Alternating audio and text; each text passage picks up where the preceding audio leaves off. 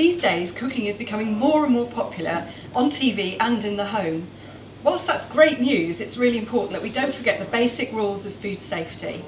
Whether it's in a professional kitchen or in the domestic environment, infections such as Campylobacter, Salmonella, E. coli can all be stopped by using very, very simple hygiene rules.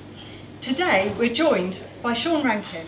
The RSPH is a renowned provider of food safety qualifications. How important is food safety training to you? Oh, paramount. All my staff and all the staff in the restaurant, whatever level they are, they've got to have, a good standard of training and certification, towards working in the hospitality industry. Very, very important. Excellent. You have experience in working in a great range of restaurants, including your own restaurant, Bohemia. What would you say were your top tips for food safety in your own place? Top tips. Well, we go through a very sort of like structured HACCP system from the raw product coming from the back door, from the delivery man into the kitchen, and that's stage one, we call it really. And it's all about, as the delivery man done his job with, refrigeration, and he's dressed dressed smartly, white hat, clothes, uniform, that kind of stuff. And then when he comes into the back house area of the restaurant, we monitor the product that comes in by temperature, log sheets, all that kind of structure, and that's the start of the HACCP. And then from there we take the goods in, and then we then disperse them into the fridges, and they're all checked off.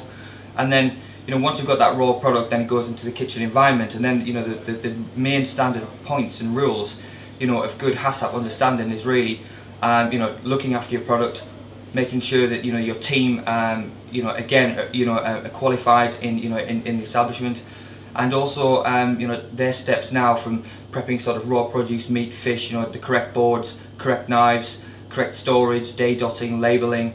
It's a big structure, that we have to follow this due diligence all the way through the day, and that's before we even cook anything.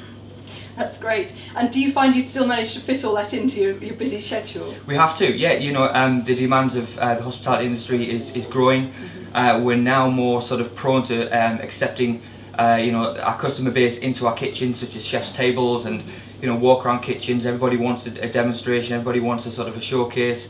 So kitchen standards have got higher and higher and higher, the benches sort of got higher. And presumably the better trained your staff are, the easier it is for them to follow all the instructions. And very much so, yeah, because they've already had, their basic core structure. So everything's very, very sort of liquid to them, they don't forget to wash their hands, they wear the correct uniform. They don't wipe down with sort of like cloths or anything. They use sanitizers, they use blue roll, so everything's very, very sort of streamlined. So it's in this environment now, as I said, the world changes, hospitality changes, and you've got to change as well. Absolutely, that's brilliant to hear. Now, have you got any tips for those keen chefs at home? I would always say make sure your fridge is clean. I always clean. My wife always cleans the fridge, or I do once a week.